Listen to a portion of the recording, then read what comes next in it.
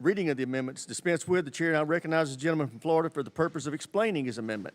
Critical race theory has been a scourge on our military, and this committee and this authorizing act need to uproot it completely from the Department of Defense. I'll be joining my colleague, Mr. Waltz, in moments in a more fulsome amendment to uproot critical race theory from DOD. This amendment requires a report on the actual cost of the critical race theory training that occurs in the event that Mr. Waltz and my other amendment does not make the final work product.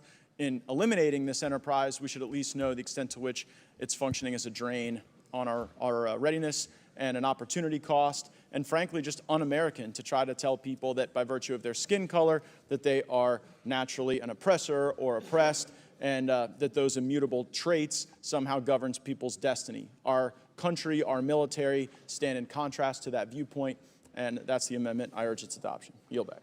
Do oppose this amendment. In the first place, there isn't actually any particular training per se that goes on around CRT. There are some academic classes that discuss that theory. We've had this debate many times, and for the life of me, I can't understand fully why this point isn't grasped. There have been classes in the Pentagon and elsewhere for years that have discussed Chairman Mao and Marxism and a whole bunch of different ideas, fascism for that matter, that we don't support, just as a way of understanding how the world is thinking about things. And certainly CRT is something that the world is thinking about and talking about. And if we're training our military, we ought to talk to them about that just as much as we talk to them about the theories around communism and Marxism that were important at that time as well. So discussing something is not the same as advocating for it. So pointlessly having the military spend time to calculate by this very, very loose definition of what it is we're talking about, I don't think is a good use of their time and is not appropriate. So I urge a no vote. Gentlelady from California, Ms. Jacobs. Well, thank you, Mr. Chairman. My colleagues on the other side of the aisle are falsely painting the picture that CRT is some all-consuming thing, all-consuming training, and that we're indoctrinating our military. And the answer is we are simply not doing that.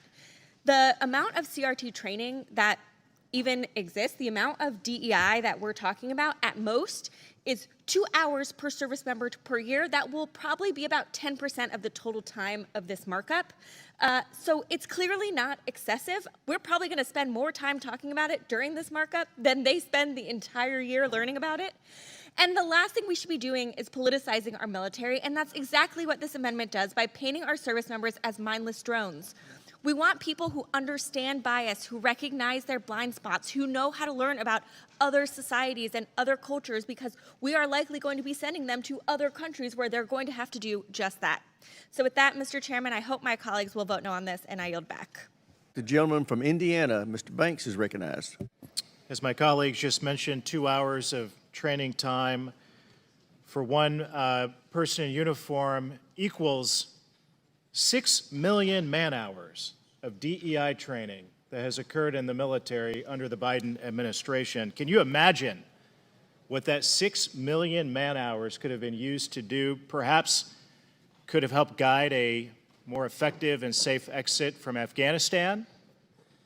That 6 million man-hours could have been used to develop a strategy to defeat our biggest adversary, the Chinese Communist Party. Instead, that 6 million man-hours was wasted on pronoun training and other ways to push DEI, CRT, other radical agendas of the left on our men and women in uniform, weakening our military rather than strengthening it. My colleague's amendment is simple. It just asks the Pentagon to tell us how much money they've spent on all of this, because it's our job to provide oversight for how the military spends their money to begin with. So I fully support this amendment. I would assume that both sides, whether you are pro-CRT or anti-CRT, if you're on this committee, the House Armed Services Committee, you might want to know how much the Pentagon's spending on this garbage to begin with. I support this amendment fully. Mr. Chairman, I yield back.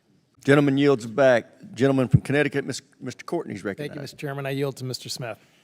Thank you. Just two quick things. First of all, that would be person hours, not necessarily man hours. We do have women serving in the military, which oddly kind of drives home the point of why it might be worth it to think about a world that isn't just your own world, that there are other worlds out there and other thoughts, and that racism and bigotry are actually things that exist that are worth thinking about.